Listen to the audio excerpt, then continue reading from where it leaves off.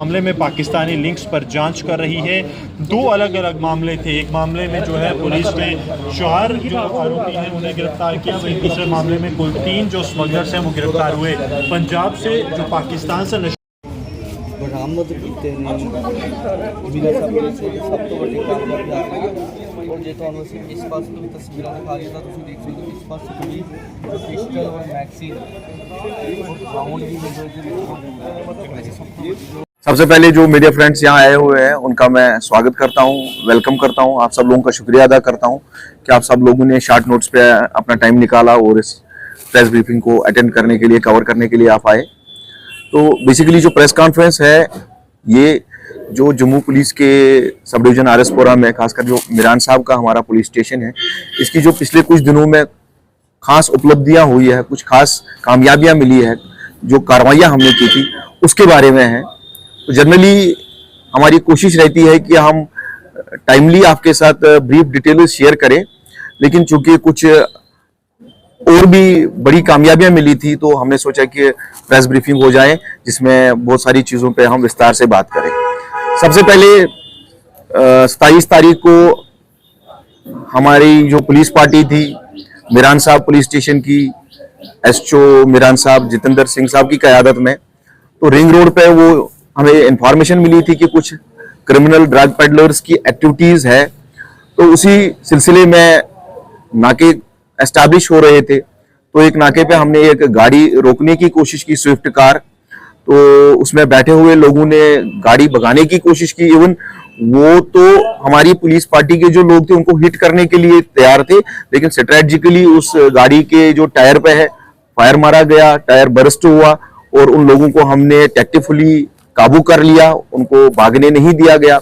तो गाड़ी में जो 4 लोग थे उनकी आइडेंटिटी, उसमें से एक सबसे नटोरियस जो हार्डकोर क्रिमिनल था उसका नाम दिलबाग है, दिलबाग सिंह, जो पहले भी पीएसए पिट जैसे डिटेंशंस में रहा है, काफी एफआईआर्स में इन्वॉल्व है, हिस्ट्री शीटर भी इस पुलिस स्टेशन का है।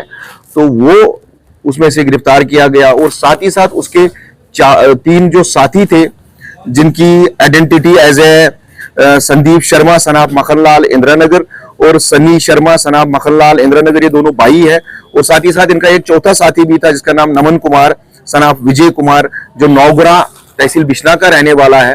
तो ये 4 जो लोग थे ये एक बहुत बड़ी गैंग एरिया में ऑपरेट कर रही थी, जो क्रिमिनल एक्टिविटीज में इन्वॉल्व थे और साथ ही साथ ये नशे का कारोबार करते थे, ड्रग पेडलिंग करते थे। तो इनको वहां दर दबोचा गया और इनके कब्जे से उस वक्त 40 ग्राम जो हमें हेरोइन मिला, साथ ही साथ एक पिस्टल मिला और मैगजीन मिली और कुछ 4 के आसपास लाइव एम्यूनिशन राउंड्स हमें मिले।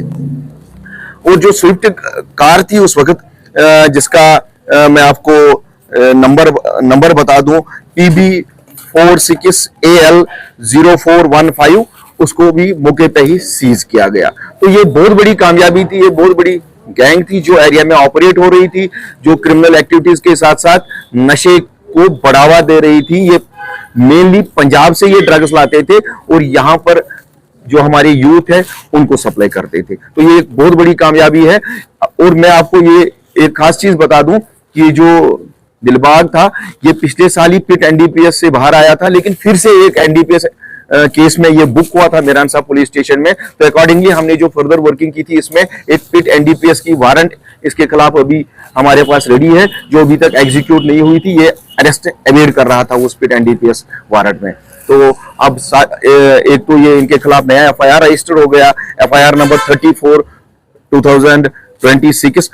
तो उसके साथ साथ हमने जो इनसे फिर पूछताछ की, मतलब पहले एफआईआर लगने के बाद जब पूछताछ इनसे की गई, इनके डिस्क्लोजर पे इंदिरानगर में जो संदीप और जो उसका भाई सनी है उसके घर से 256 एडिशनल जो हेरोइन की मात्रा हमें वहां से बरामद हुई है।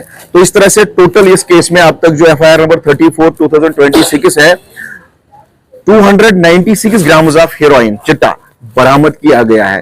तो एक बहुत बड़ी कामयाबी है कि यहाँ के यूथ को इन नशे तस्करों की जो ख्वाहिशें थी कि उनको नुकसान पहुंचाया जाए उससे बचाया गया है।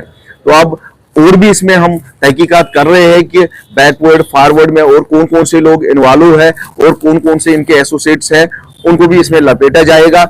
हमने इस जो एफआईआर है इसमें चूंकि 111 का भी जो बीएनएस है, ऑर्गेनाइज्ड क्राइम को कर्ब करने के लिए स्पेशल सेक्शन है, उसको भी ऐड करके रखा है।